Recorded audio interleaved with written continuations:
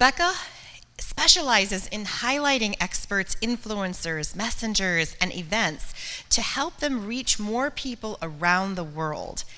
She is committed to helping you reach more people in a multimedia platform, multimedia approach, so that you can share your message, vision, and expertise with the world in a positive, heart-centered, and transformational way, because the world needs more of you.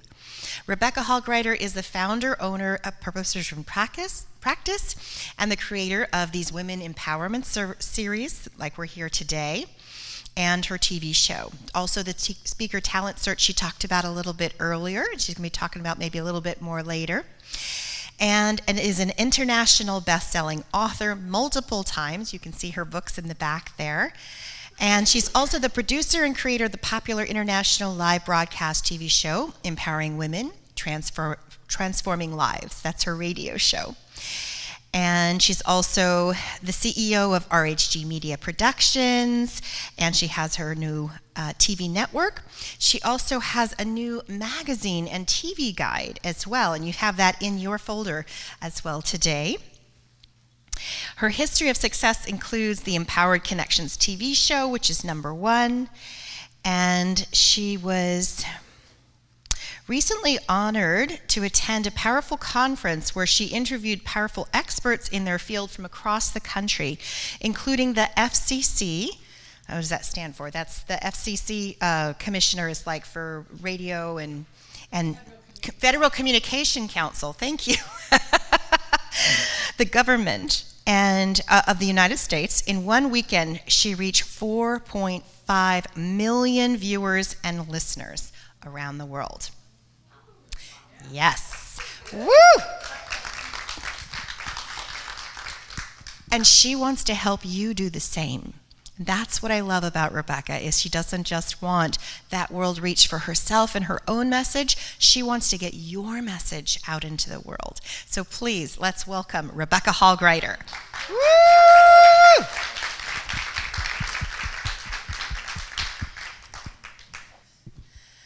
Awesome. Thank you. Thank you. So we're going to talk about one of my favorite things, which is visibility.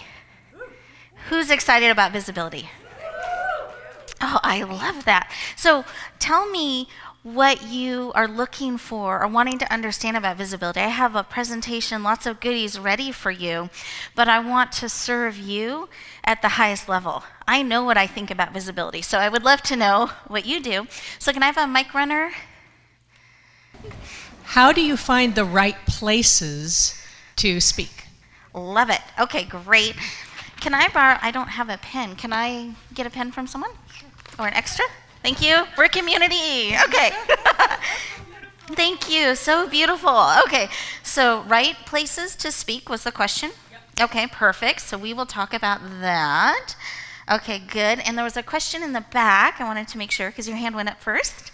How do you speak about a subject that is taboo? How do you find an audience for that to educate? How do you find an audience for a subject that is considered taboo, but really isn't? Just lack of education. Perfect. Okay, we got that. I love this. Great questions. Okay, there was another one. Yes. How do you distinguish yourself when there are lots of people who do what you do even though you believe what you do is unique? Okay. Perfect. So distinguish yourself as an expert and influencer. Perfect. Any other questions? This is your opportunity. Tailored to you real time. Yes. What do you consider the qualities of a thought leader versus an influencer? A thought leader, the one who influences the influencers. Got it. Perfect. Great. Any other questions? Yes. Jill. What do you think in terms of the frequency for being seen, you know, and spreading it across the multiple platforms and media? Great. Any other questions? Okay, yes. Oh, love all the questions. Yes. How do you find the audience that's most suited to your particular message? Okay, perfect. I keep wanting to jump in and answer, but I'll flow it all together. I get excited. People and message. Okay, perfect. Yes. What opportunities or challenges do you think people with invisible disabilities face when trying to be on the speaker network? Thank you. You said invisible disabilities? Okay. So people can't necessarily tell. Okay. Great. One last question. Or if we feel complete, I will get started. Yes. My question's in my head unformulated. Please talk about the cost to become visible versus sometimes when it doesn't cost to become visible. Okay. Wonderful. Well, thank you for all the audience participation. I love it. So I can really tailor this presentation to serve you instead of me making assumptions and talking about just what I love talking about. So I want it to really serve you guys. Now, what I want to start with us thinking about, and we'll weave into these questions, is in your flower template. Let's start with that. So I have your flower template. What goes in the center of your flower? Very good. New flower template. So on this one, write media so it doesn't get mixed up with the other one. Or visibility, you can choose. So you're in the center. But I want you to draw another circle here. I'm going to have you draw a couple circles. Okay. Oh, and I'll return. Thank you.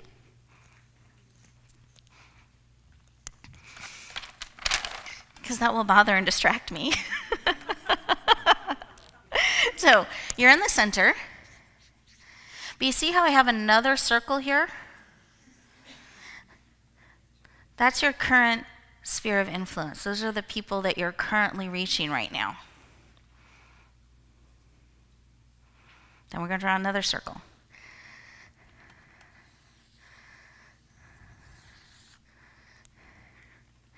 Those are the people that are your people you have not reached yet. And I want you to notice a couple things about this. This tends to be our comfort zone, what we're familiar with, what we've been doing. What do you notice? This is outside of that. And it's bigger. And when I talk about this, I'd like to let you know we need to go where our people are, not where it's comfortable for us. And the way that we reach our people are petals that we're going to talk about. But you want to be thinking about how many different ways are you utilizing communication to reach people in print, electronically, speaking, networking. The more ways that you're reaching out, the more people you're going to be able to touch and impact. And another thing I want to weave into this conversation, and this will tie into some of the questions you guys had. So, because I'm not a super strong artist, I'll explain what this is. I won't make you guess. It's a plate. Not a flying saucer, not a rock. It's a plate. Beautiful. Thank you. Proud of my plate. And it represents 24 hours. So nobody has a plate that equals 36 hours, despite what you may think. No one's stealing your time. We all get 24 hours. And I was just leading the speaker talent search group. We always do a mastermind behind the scenes. So we're reviewing all of the audition videos, and then we take one day for all the leaders to connect, mastermind, and create even more together. And what we talked about this last time was this. Here's what happens in life. We have this beautiful plate. Everyone gets the same size. I'm just going to emphasize that. One plate, same size. Nobody gets two plates. And there's this buffet of all these amazing things that we could say yes to, and food and different things we might want to try. And they usually start with the vegetables and the salad. Have you guys noticed that? But you know somewhere there's chocolate cake. So if you're a chocolate cake fan, if not, substitute what that thing is for you. Chocolate for me. So you're filling your plate and you're making decisions on what you're saying yes and no to as you go down the line, not really knowing what's coming. And after a while, the olives are rolling off. There's a cucumber that's rolled off or two, and you're getting even more careful what you say yes to. And politically, it's not okay to like scoot some off the plate, so we just kind of scoot it around and try to pile it up. And we get to the end, still knowing somewhere there's dessert that we want to add in, and guess what we discover? Plate's full, and there's a second table full of amazing things we didn't even know were there. And we've actually said no to it because our plate is already full. So it's beautiful about having a new plate every day is you get to make decisions every single day about what's on your plate. But here's the challenge, and one of the challenges. There's many challenges and many opportunities in it, but one of the challenges is if we keep doing the same things we've been doing now with our plate filled with the things that it's filled with right now, we will never reach the next level. So we actually have to start making different decisions. We have to open up the plate and start doing the activities to become what we need to become, not what we are right now. Does that make sense? So we actually need to guard room on our plate for the unknown, for that opportunity when it comes. How many of you want to stay exactly where you are, not grow? Okay, we're in the right place then. So we need to really guard our time, our energy, our resources, because that's all a plate. How are we spending those to become what we need to become, to go where we need to go? And there's some things that come up in this. It's hard. It's hard at times. Hard is not a reason not to. Tweetable, write it down. Because when the hard happens, not if, we sometimes shy away or think we're going the wrong direction. But what's hard now will become easier. It's not hard forever. And we need to be willing to be a little uncomfortable sometimes if we're going to grow, if we're going to try new things. And what I find what pulls us through, what helps us go through that uncomfortableness is our why. We need to remember why we do what we do. I'm willing to be vulnerable. I'm willing to be uncomfortable if I know it can make a difference for another. I'm willing to do that. That will pull me through every time. So really know your why. That's going to help you with all of these things, because if you're looking at being more visible, if you're looking at being that cucumber stalk that's reaching to come above the rail and being seen on new places, right? That means more people are going to see you. And we can forget this and then be surprised. And just as an example, when I first had the desire to be a speaker, I had come from a very abusive, unsafe childhood where it was not safe. And I would react on a cellular level when I had to stand up and say my name in front of 2 people. So I know what it's like to face the fear. I know what it's like to be afraid, and yet to have this dream. I went to a conference, a Women's of Faith's conference, and there was this huge auditorium, thousands and thousands and thousands of women. I had never seen a gathering like that before, and no one warned me about the conference high. Have any of you experienced that conference high? You can do everything in a day. Yeah, so I hadn't experienced that before either. So I'm in this environment and I'm looking around and I'm seeing hearts heal. I'm seeing women of all different shapes and sizes come up and share their story and hearts heal. And I went, oh, maybe my story could make a positive difference. And it started growing within me. And I rushed home and I told my stepmom, the mom of my heart, I'm like, Mom, I know what I want to be when I grow up. She's like, oh, okay, honey, what is it? And I'm 19 years old, 18 years old, right around there. I said, I want to be a motivational speaker, and my arms are waving. My story could make a difference. It could be used for good. What was evil could be used for good. I saw the impact. I saw how many people were touched by that. I could do the opposite for good, and I'm very animated, in case you don't know that about me yet. Animated and excited. She goes, honey, that's wonderful. Put her arm around me. But you know, that means you actually have to get up on a stage and speak. I hadn't connected those dots. I wanted the transformation, not the vulnerability, not the visibility. Many of us feel that way. So to me, what visibility is about, what media is about, what all these different things are about are, where are the people that I can help? And I'm going to go there. I'm going to find them. I'm not going to wait for them to discover me. I'm going to go to where they are, connect with them in the way they connect. And that's what visibility ties into. And have any of you been in that dark night when life has changed? Suddenly life is no longer what it was before. It's like someone changed the rules. Has anyone ever experienced that? In that moment, when you're in that pain, you're not making a list and going through your Rolodex. Who's that person I talked to that helps with this? You're not in that. You're trying to breathe. Yes, I can take another breath. Okay, I can take another. That's where you're at in that place. Darkness comes all around you.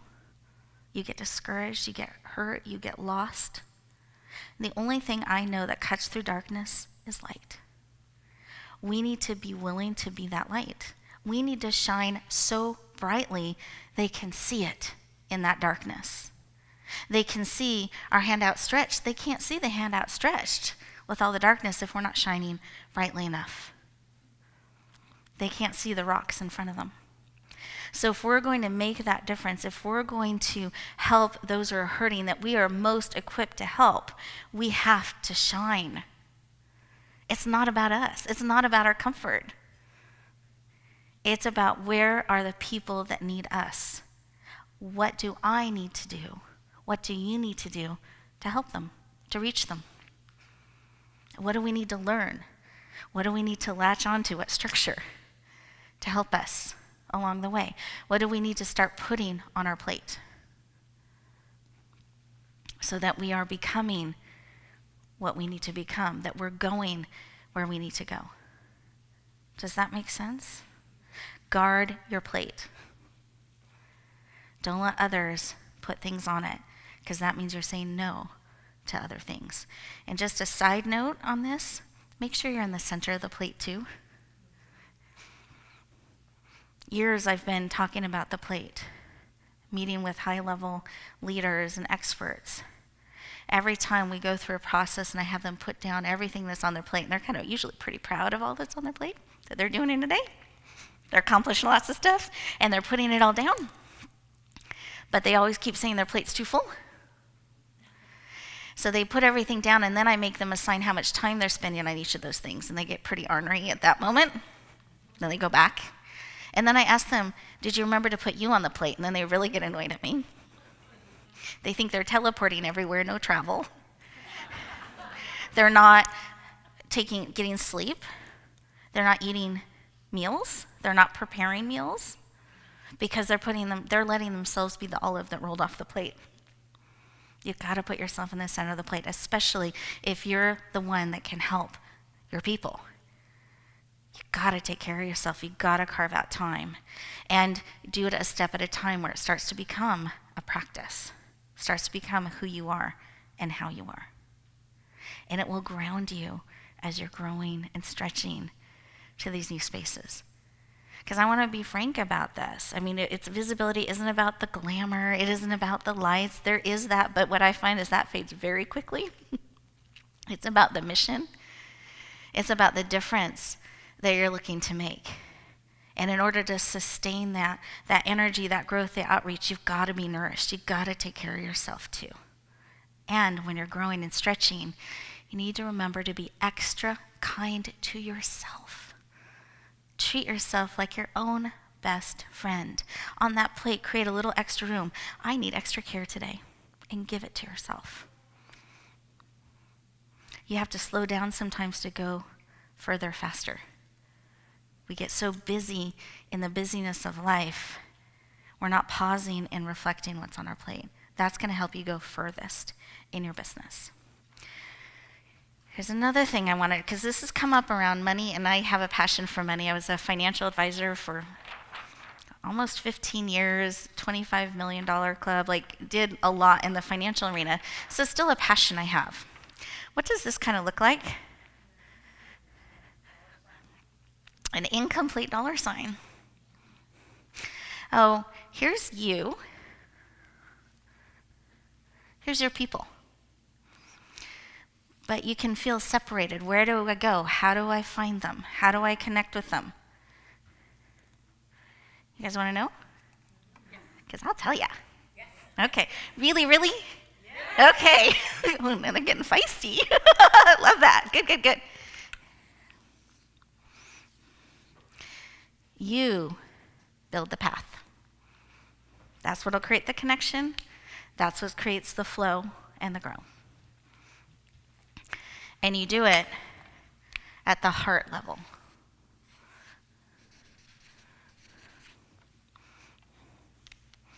You connect with them authentically, powerfully, from the heart. Many, many years I was traveling and speaking content. And I still love content and information. And I put on a uniform. I wore the right shoes. I did the whole thing because it was a way for me to hide in the public eye. But when you're hiding behind my content, behind my credentials, behind all this stuff, they couldn't hear me. I was just the financial lady. I was just this person because I had this barrier. I had to be willing to strip that away and be who I am and reach out to them, just like our little cucumbers, right? Reaching out to create the pathway. So the content credentials are important. They're great. But what people remember is the connection. They remember how you made them feel. I know we've heard that, but we forget it. It's not about us. It's about them. It's about you. It's about the people that need what you have. And this can take some market research time. This takes slowing down and thinking about things a little bit differently to find where your people are, to find words and messages that work for them.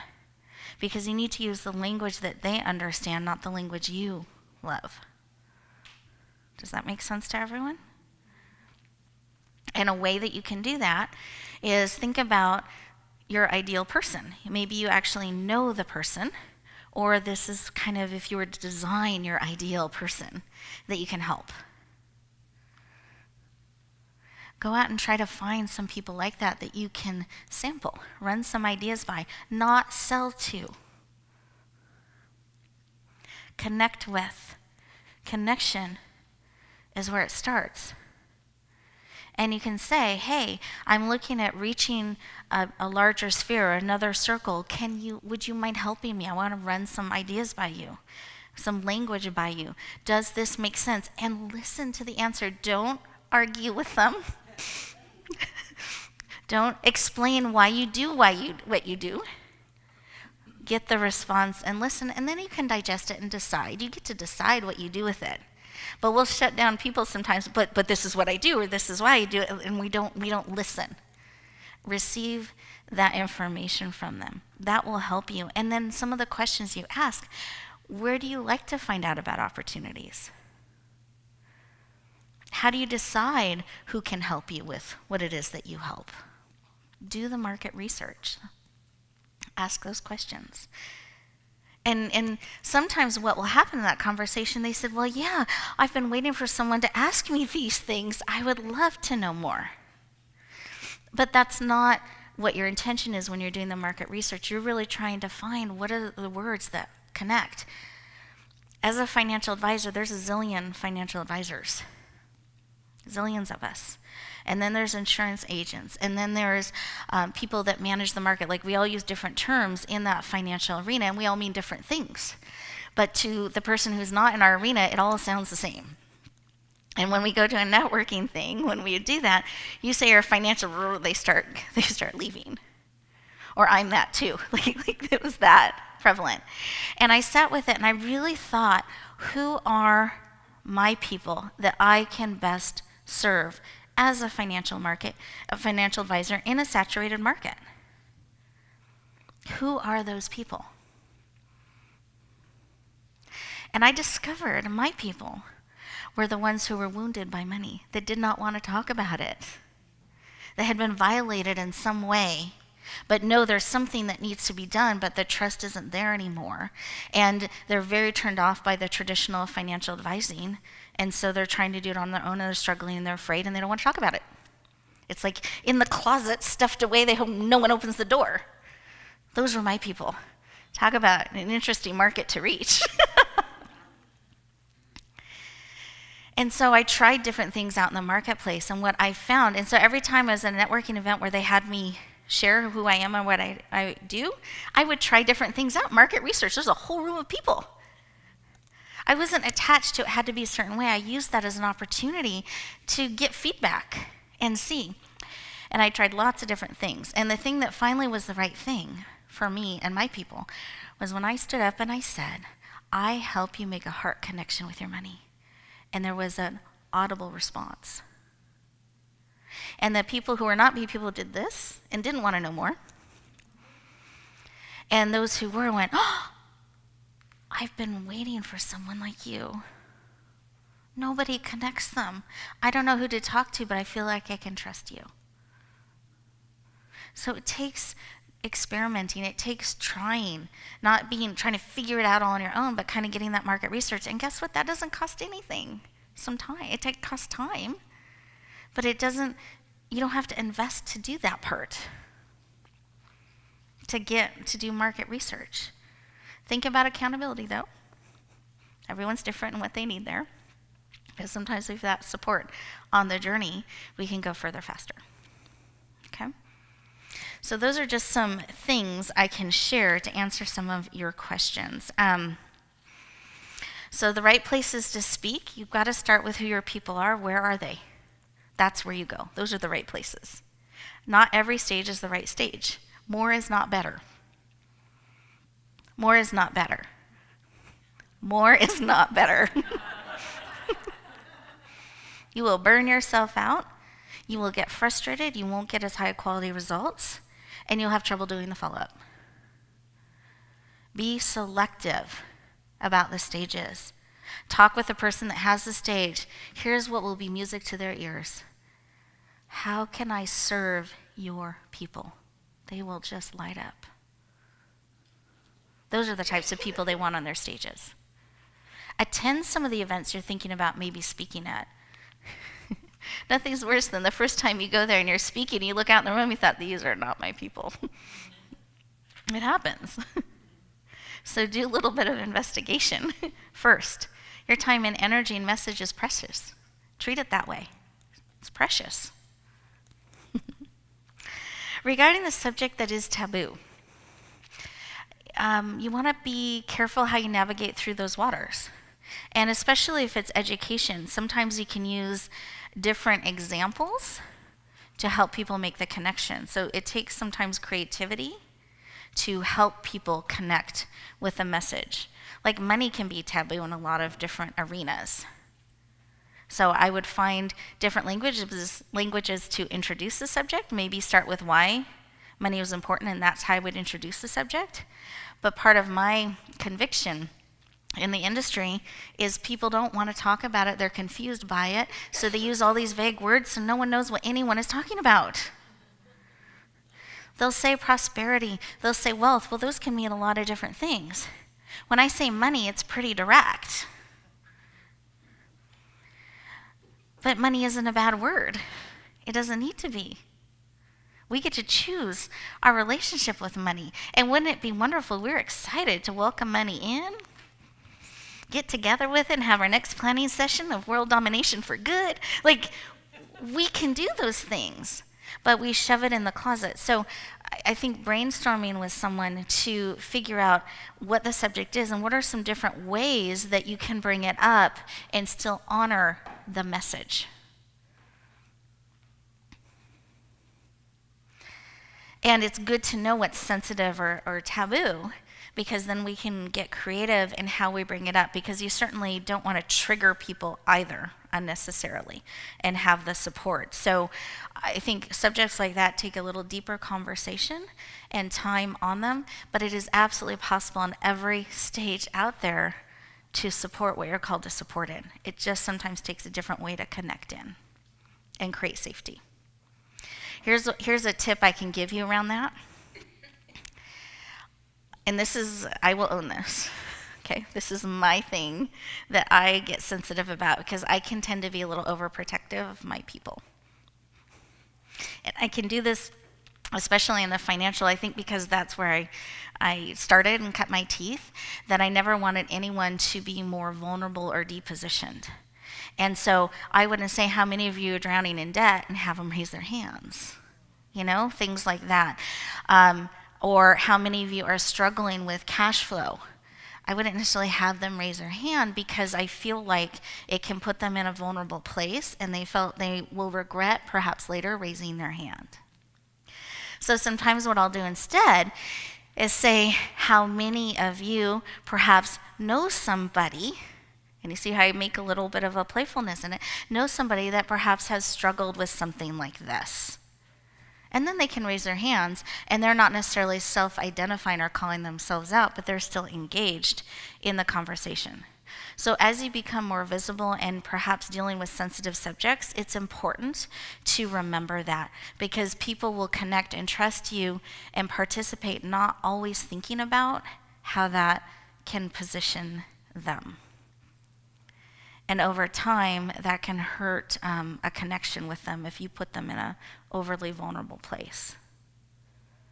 And then I'll share advice or wisdom that they can't. And I was in human resources for a lot of years, so I can just this is my thing.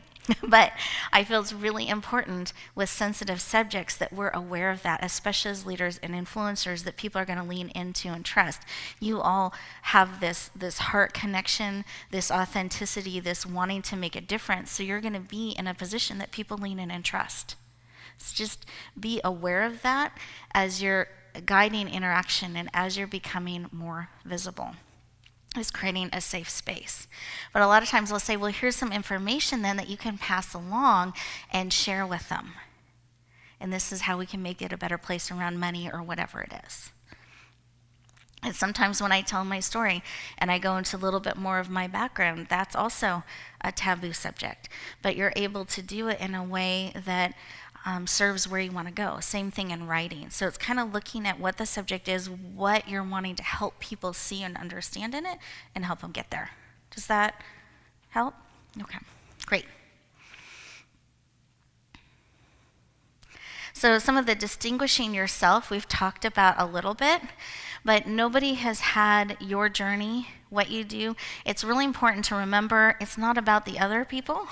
It's not about the other people being qualified to be. If I spent all my energy worrying about helping people understand what someone is that's in banking and how the banks are different than the investment people and how the investment people are different than the insurance people and how the insurance people are different than a comprehensive financial advisor, which I am, and this is what it means. Like, I've lost them 3 steps ago, and I wasted a lot of energy. Whereas if I just stood and I said, I help you make a heart connection with your money, which means this, I just eliminated all that noise and they can hear me.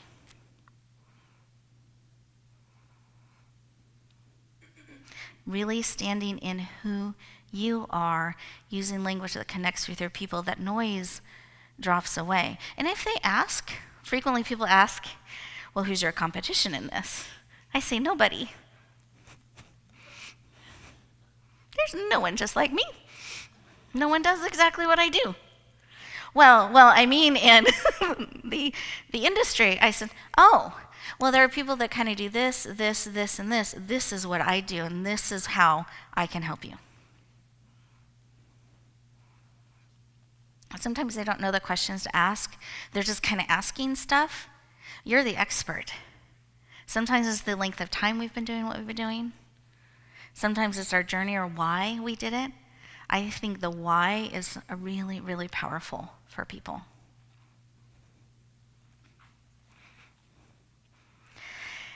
And the quality of a thought leader versus influencer of influencers, and some of this goes to how we define things, because everyone defines things a little bit differently.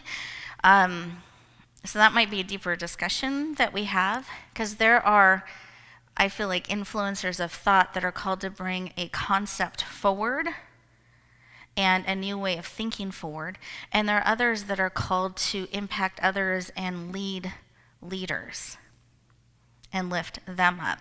So you want to be clear on what you're called to do. Some people want to coach people and help people. Others are like, no, I am not a coach. I don't want to do that. I want to bring this message forward. So really finding what it is that you're wanting to accomplish, and then have a path. Figure out where you are now, what your plate looks like. Don't forget the plate. What the plate's going to look like, as much as you understand where you want to go, and then you start to build a path there. Frequency, we've talked about a little bit. Be in the right places, that's more important. You have to find what frequency works for you, because if you're doing so many speaking gigs, you're not doing the follow-up, you're hurting your reputation, you're hurting your business. Because you told them you would do something, you're not doing it. Follow-up is one of the most important things anytime you speak. And I know people tell you that, I know we hear that in our minds. It's the truth. I'm speaking truth here. Follow-up is where it's at. And if you told someone you're going to do something, you don't do it, you just hurt your reputation. And that person who had the stage probably won't want you back, because you hurt their reputation too, because you were on their stage saying that. So if you're not able to do the follow-up, you're speaking too frequently. If you've done all the follow-up multiple times, you're starting to feel like a stalker and you still got some speaking room, do more. Okay. As far as the different medias, this sometimes depends on your team. It depends on your current media reach. It also depends on where you're trying to go, where your people are, what you're trying to do with it. Media is just another way to connect and communicate with people. Here's what you don't want to do. Go on Facebook. I'm going to use the example. I have this event coming up.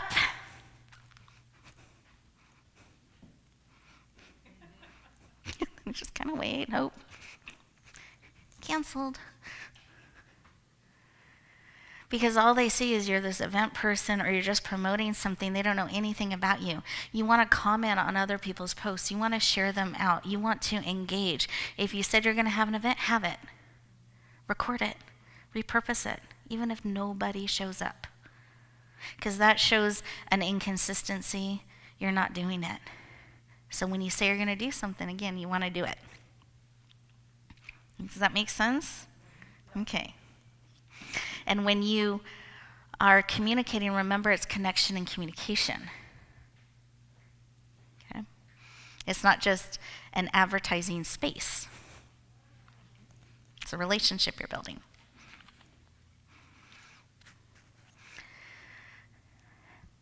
Regarding invisible disabilities, that also takes some brainstorming and connecting with, because I believe every challenge has an opportunity in it that's unique.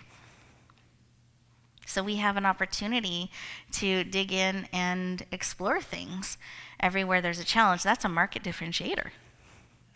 And sometimes what we view as a liability is actually an asset. And I learned this early on. I hired a very, very expensive, one of the biggest investment I had ever made in an instructor. I even had flying was involved and thousands of dollars. And so I had a list, right? We've talked about my list thing, right? So I had a list. If I'm going to invest this dollars, here's the results I wanted. Like, I was the expert and really knew what I needed. Just a note to watch within ourselves. So part of separating yourself is knowing what they need, not just what they think they need or want. If you're the expert, you know what they need. They don't yet sometimes. They want the results. They don't always know the journey to get there. So anyway, I went down with my list. Number 1 was my laugh. Something had to be done about this laugh. I'm a planner. I was going to make this transition. I was going to be the speaker. I was going to do all this stuff. So the laugh had to go because no one would take me seriously with my laugh. It's kind of funny, right? And it's not like super professional. Lowering my voice, trying not to laugh so much. Like I was doing all of these things. And I went and I had that top of the list. And I remember him looking at me. He goes, "Rebecca, you're confused about something." I said, "What, the laugh? I am not confused about that." I says, "My grandmother's, it just, you can hear it everywhere. It's just not cool." He goes, "When you have something that people remember about you that is contagious, in a good way, they lean into, and it's not interfering with your message, and they actually associate that with you, that's an asset. That's a good thing." If anything, you do that more. Like, it gave me permission to lean into what I thought was this liability and quirk. So sometimes we view those things with ourselves. Instead of, that helps me stand out. They remember that, and it makes them smile. It's a good contagious.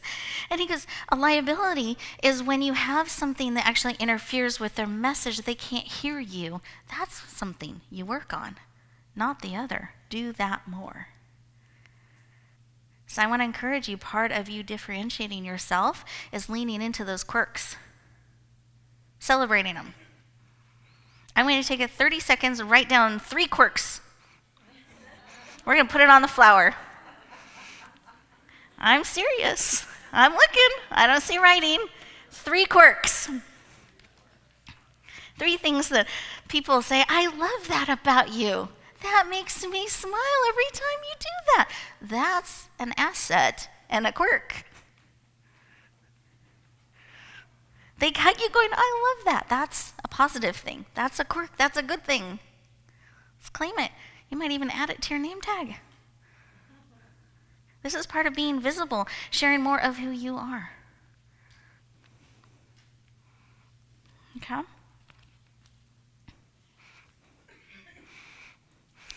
And regarding cost and investment, you can spend very little or you can spend hundreds of thousands of dollars. Like, there's a whole range. What it comes down to is, what are you trying to do? And what's going to be the wisest course to get there? But I will tell you, if you're looking to be an influencer of influencers, if you're looking to stand out, you can't do it all on your own. And maybe you have to build the team a little at a time. That's what I did. I would carve out $100. I would get $100 done one step closer. Carve out another 100. I would hire them one more step. And then eventually I was able to have multiple steps, multiple people. We do it a step at a time. But you do not have to do it all on your own. That will limit you. But have a budget, have a plan, get support. There's different pieces that can typically cost different amounts. And so choosing those pieces that are going to help you move forward. But don't be afraid to have the conversation, to figure out what the dollars are. Because we tend to hide. We go all or nothing. I'm going to go to this conference and I'm not buying anything. Whoop. Not open, not listening, even if it's exactly what I need, because I didn't even know that was possible. Voomp. Or we go without a plan, or we're just woo, and we say yes to everything. And that doesn't serve. So perhaps going to an event with, okay, there are some key things I know I'm looking for. And here's kind of the rough amount I can dedicate to that, or let me find out what the cost of those things are so I can plan into it. Being open to discover. Really watch that all or nothing thing. We can do that in a lot of ways, particularly in how we show up about events.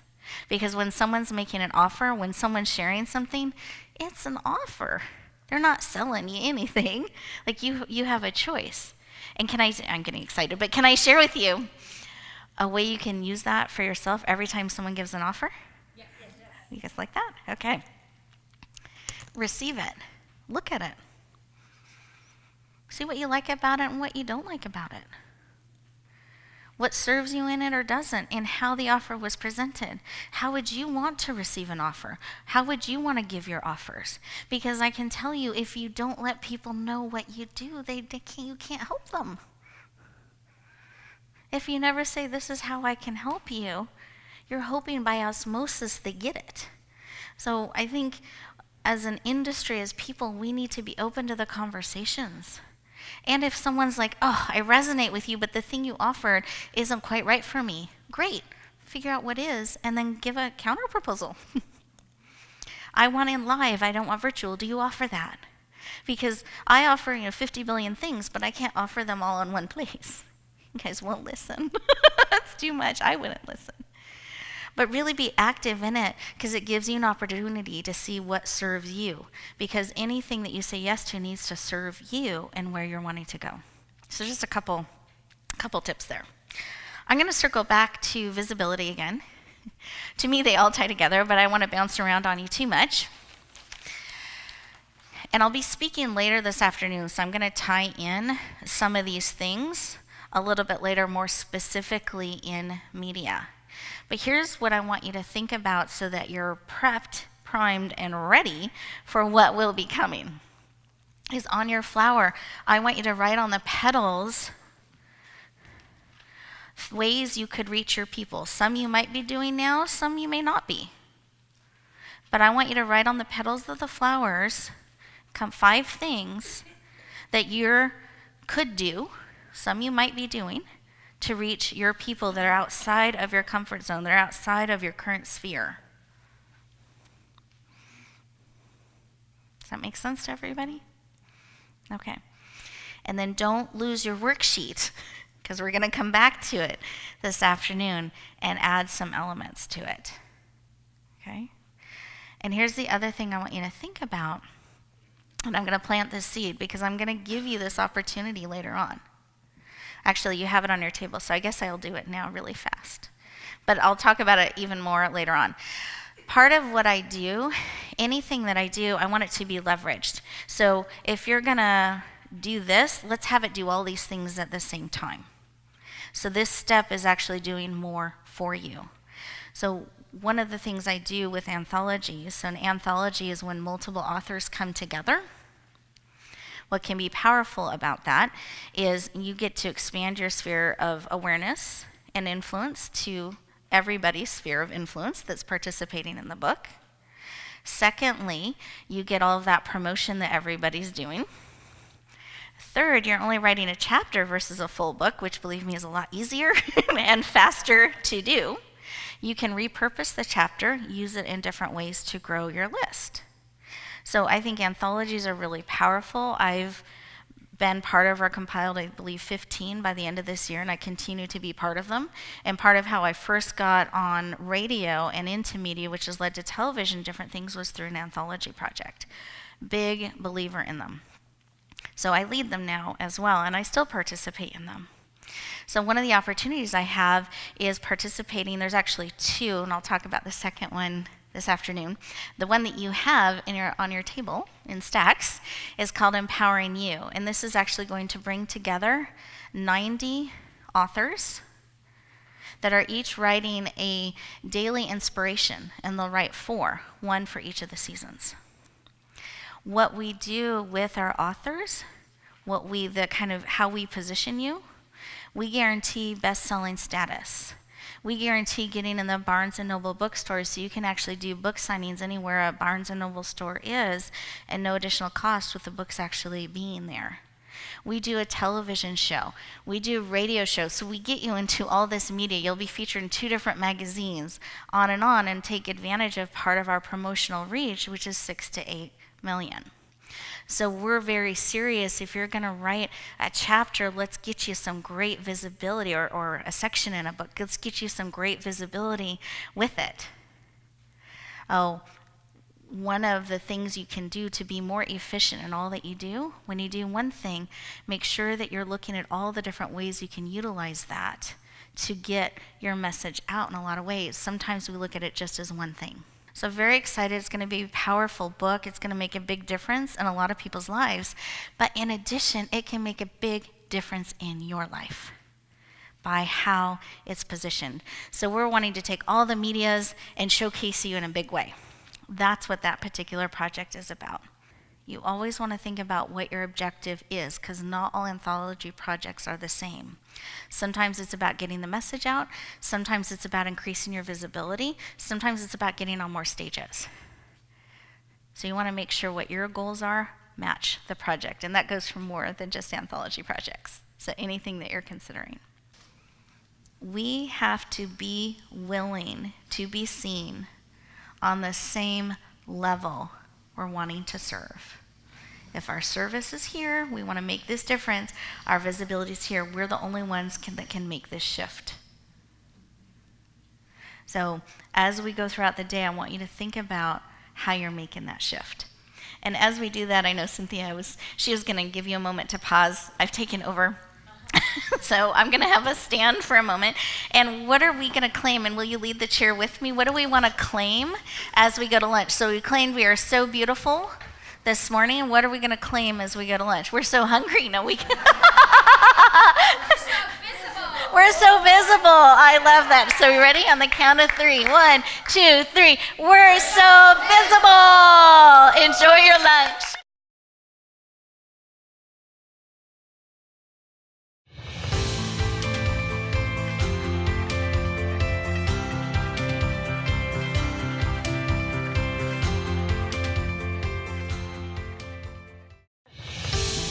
Are you a speaker looking to reach more people with your message? You have a global vision that you want to touch the world and make a global difference. If so, I have an amazing opportunity for you. It's called the Speaker Talent Search. Again, that's the speakertalentsearch.com. You'll find all the details, but here are the highlights. With one application process, you get clarity on your message. You get to fine-tune how you want to reach the world. Then you'll have everything ready in one place for the opportunities when they come. Second, we select you as a finalist. You get to come in and audition with a 7-minute audition, open up the door to hundreds of speaking opportunities. I hope you lean in. I hope you say yes. We would love to hear your message. Help you touch the world powerfully. Again, that's the speakertalentsearch.com. We look forward to hearing your powerful message.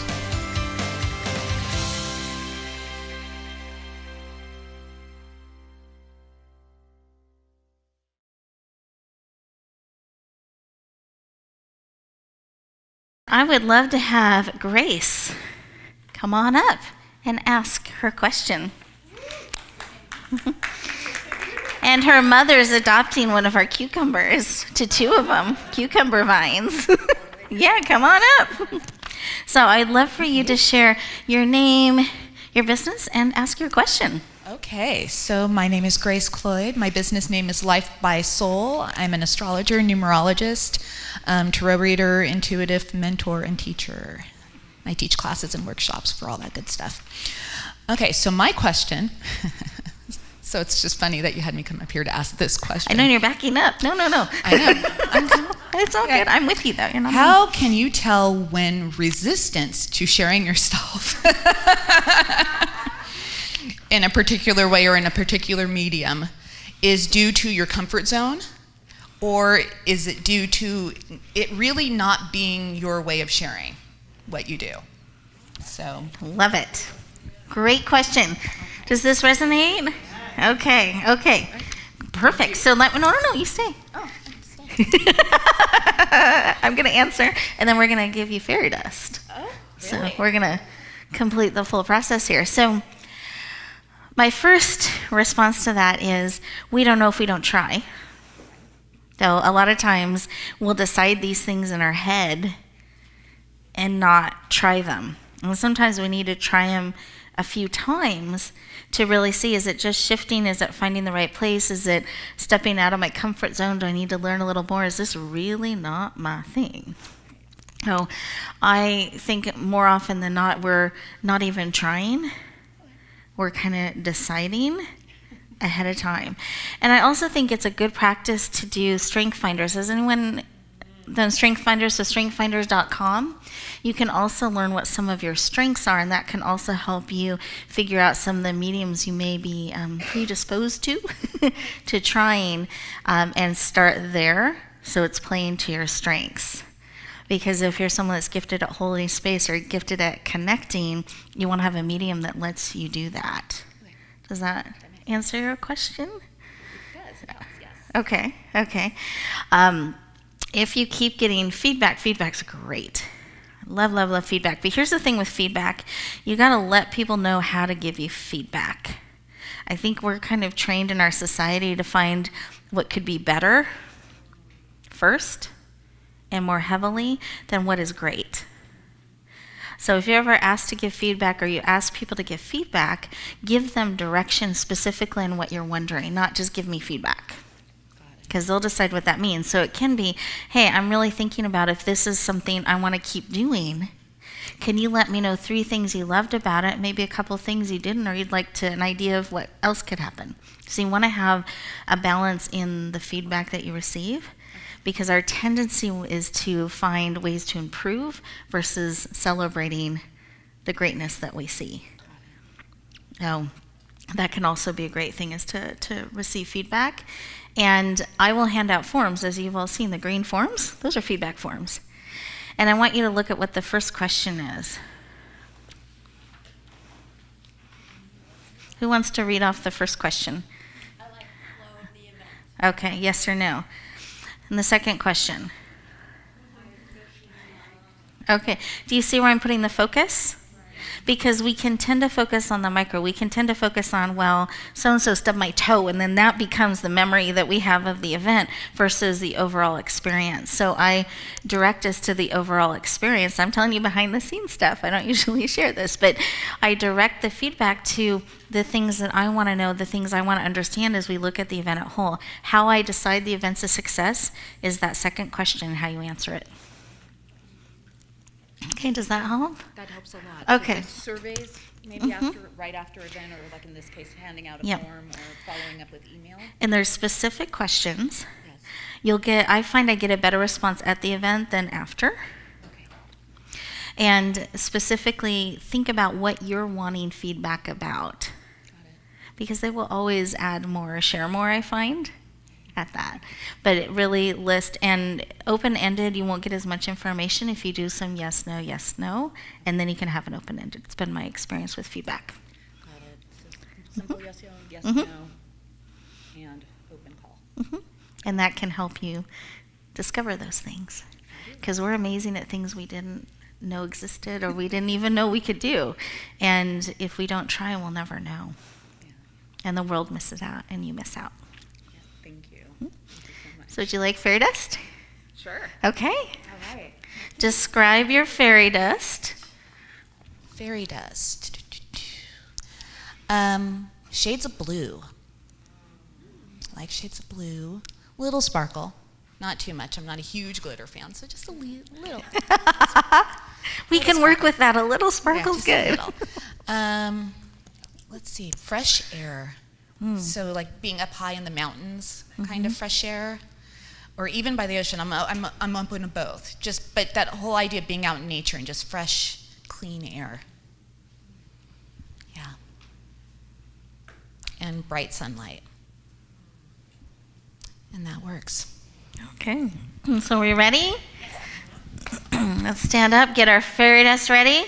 1, 2, 2 1/4, 3.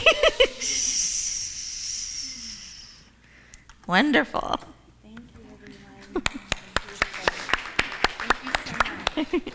Thank you so much. Thank you.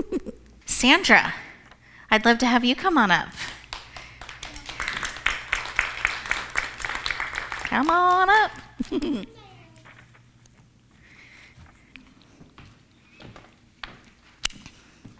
Welcome. Thank you. Let's bring you to the center. It's like, I don't want to lose you. And I'd love for you to say your name, your business name, and read your question. Oh, sorry, I was taking the mic. Thank you. I'm Sandra Edwards. My business is Hand Analysis for Self-Discovery. And my question is about my story. You're talking about telling your story. Well, what does that really mean?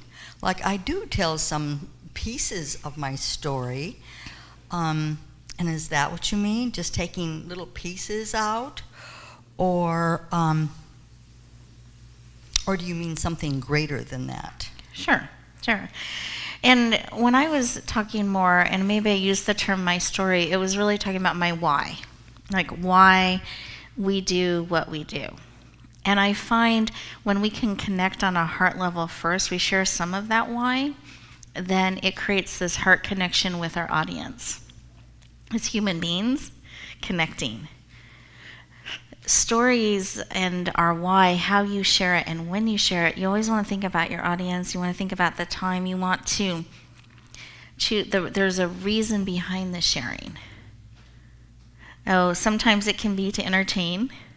Sometimes it can be to engage. Sometimes it can be to touch the heart. But you always want to serve those that are hearing, those that are listening.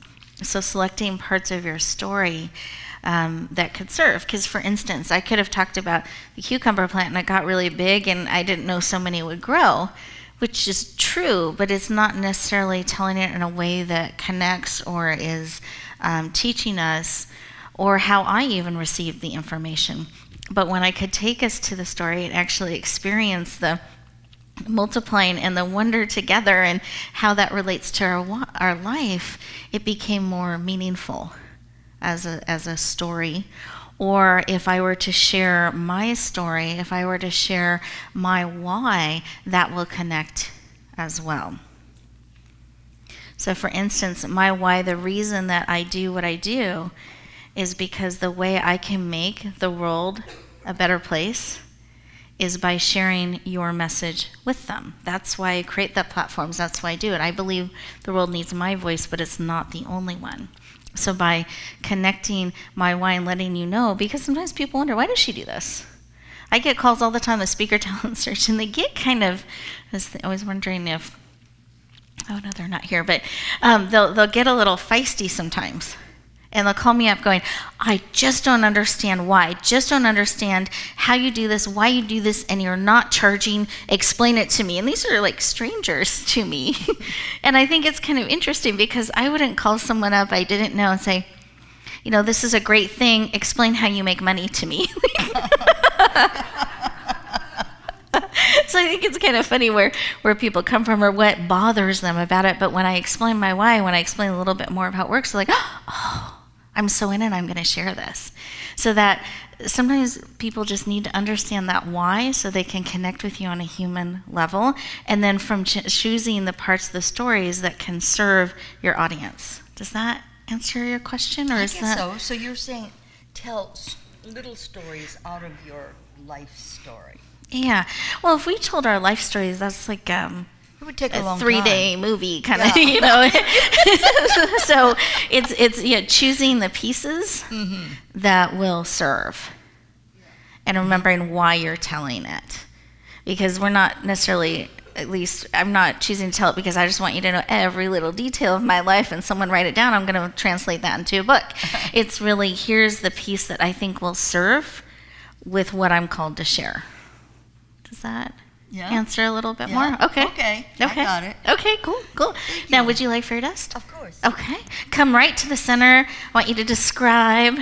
Oh, here, I want them to hear all the details, though.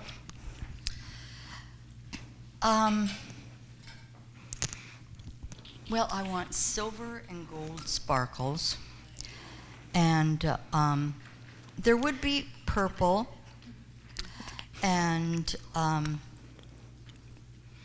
probably blue, and it would smell like it would smell very citrusy. I think that's good. I like that blue and citrusy and silver and gold. Yeah. Very nice. Okay. So let's stand. She's ready. Okay. Now, silver and gold can be kind of heavy, so let's make sure we're putting a lot of energy in that so we can pour that richly upon you. Ready? 1, 2, 3.